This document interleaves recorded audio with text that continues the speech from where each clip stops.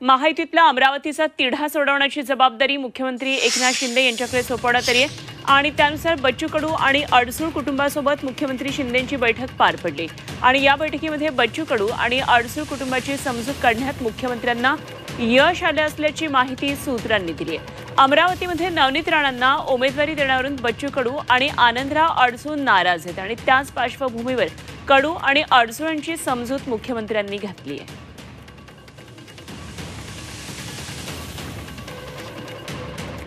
Candidate जर तोच राहिला तर आम्हाला बंद करावंच लागेल। एकतर आम्हाला काय म्हणते युतीतून जाण्याची तुम्ही संमती द्या,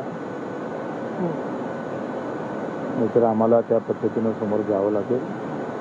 आणि एक युतीतला घटक म्हणून तुमच्याकडे जर मान सन्मान भेटत नसेल तर मग भविष्यात आत्ताच आम्हाला काही निर्णय घ्यायची वेळ येऊ देऊ नका।